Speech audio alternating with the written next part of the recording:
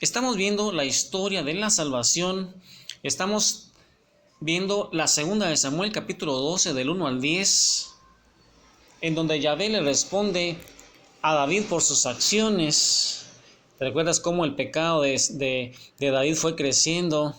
De un pecado de ocio fue llevando a una tentación, cayó, después hubo un asesinato. Y mira cómo fue creciendo el pecado y cuál es la sentencia que el Padre le dice a través del profeta Natán, en donde le dice: jamás se apartará la espada de tu casa. En 2 de Samuel 12, del 1 al 10, eso lo vimos en la predicación pasada. Y entonces vamos a observar cuál fue la reacción de David, para que tú la mires y la compares con la reacción que tuvo Saúl cuando él también pecó en predicaciones anteriores. Y eso está en 2 de Samuel capítulo 12, del 13 al 14. David dijo a Natán: pequé contra Yahvé. Natán le respondió: Yahvé por su parte perdona tu pecado y no morirás. Pero como ofendiste a Yahvé en este asunto, el hijo que te nació morirá. Dicho esto, Natán se marchó a su casa. Palabra de Dios.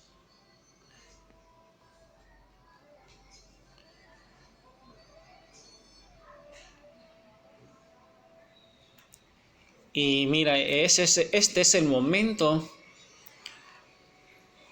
cuando el Salmo 150, el cual compuso David en ese trance en que él reconoce su falta, lo vamos a usar como una oración al final, pero aquí solo vamos a ver algunos extractos. Ese Salmo 50 es bien importante. Mira cuál fue la reacción del rey David después que él reconoció su pecado. Y dice así: misericordia, Señor, porque pequé. Por tu inmensa compasión, borra mi culpa. Sana del todo mi pecado. Contra ti solo pequé. Cometí la maldad que aborreces. Mi ofrenda es un corazón contrito y humillado. Tú, Señor, no lo desprecias.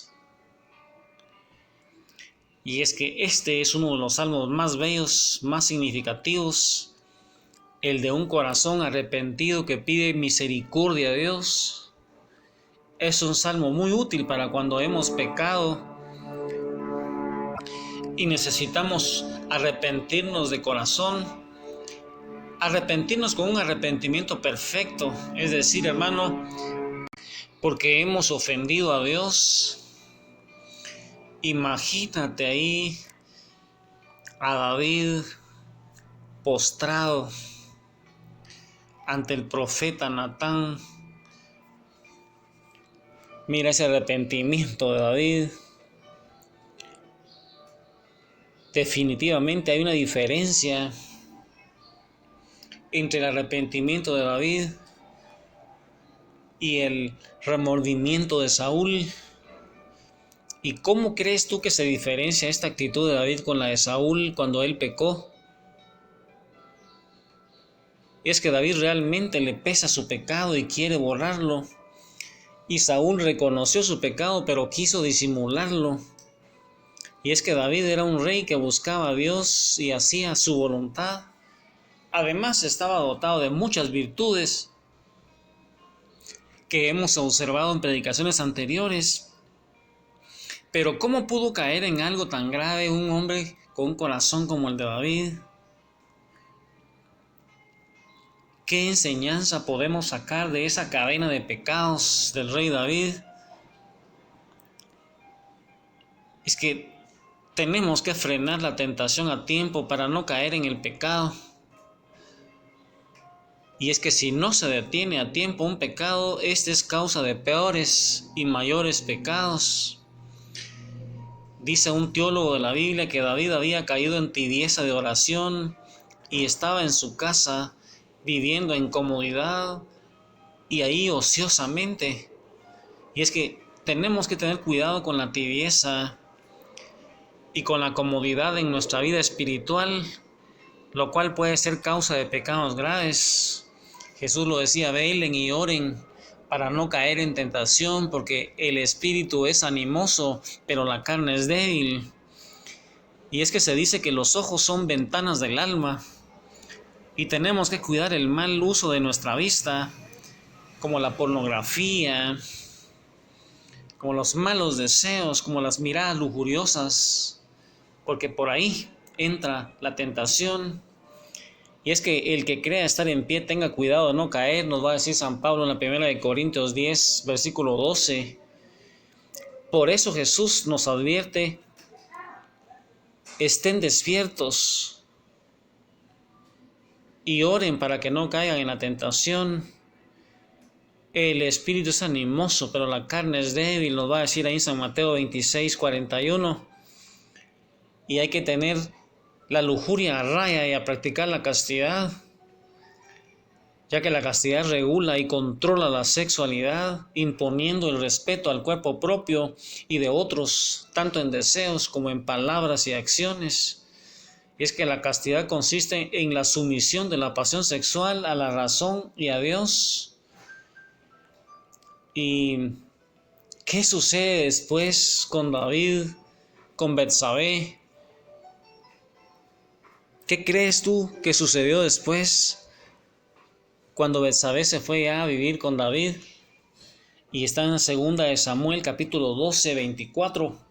Saca tu palabra, 2 de Samuel 12, 24. Estamos en la historia de la salvación, estamos viendo cómo fue el pecado de David, cómo fue su arrepentimiento.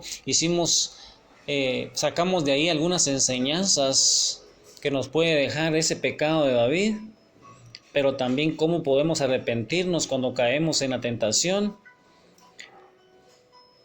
Después, David consoló a Betsabé, su esposa, y tuvo relaciones con ella y le dio otro hijo al que llamó Salomón. Yahvé amó a este niño. Palabra de Dios. Salomón entonces va a ser el sucesor en el trono de David, su padre, aunque había hijos mayores que Salomón. Y es que si David se arrepintió de su pecado, ¿qué significa esta sentencia? ¿Te recuerdas que Yahvé le hizo una sentencia al rey David? Jamás se apartará la espada de tu casa, que quiere decir tu dinastía, tu familia, tus generaciones. ¿Te recuerdas que eso nos lo dice 2 de Samuel 12:10? ¿Qué significado tiene esta sentencia de Yahvé si él se arrepintió? Y es que al ver el arrepentimiento de David, Dios le hizo saber por el profeta Natán que estaba perdonado, pero que tendría que pasar por una purificación. Tendría que expiar su pecado en esta vida. Y aún habiendo sido perdonado el pecado y la pena eterna que está como consecuencia de ello, David debía purificarlo.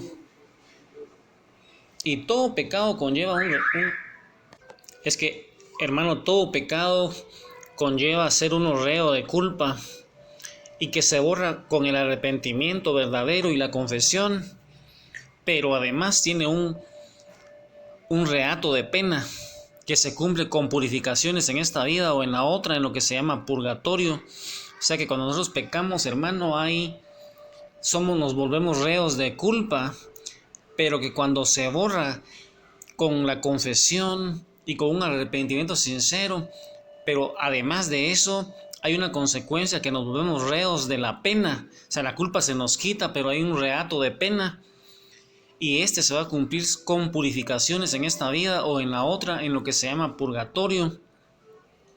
¿Y qué sucede entonces en la vida del rey David a causa de su pecado en cuanto a lo anunciado por el profeta Natán? Recuerda, hermano, que tiene que pagar esa pena todavía, tiene que resarcir ese daño que él hizo. Eso se llama reato de pena. La culpa fue borrada, pero la pena no. Él tenía que purificarse aquí en esta tierra. Y mira cómo nuestro Padre no deja un pecado sin justicia. Y ahí pensando, ¿qué sucedió en la vida de David a causa de su pecado en cuanto a lo anunciado por el profeta Natán, de que la espada no se quitará de su casa, no se separará de su casa, pensando que es lo que Yahvé le va a hacer a David y qué consecuencias tiene cuando nosotros pecamos de la manera que lo hizo David? Ahí, postrado a los pies de Jesús en el corazón de María Santísima, sigamos meditando las Escrituras, pensando que muchas purificaciones van a venir a nuestra vida, que son consecuencias de haber ofendido a Dios. Que el Señor te bendiga, hermano. Amén, aleluya, y a meditar el rosario.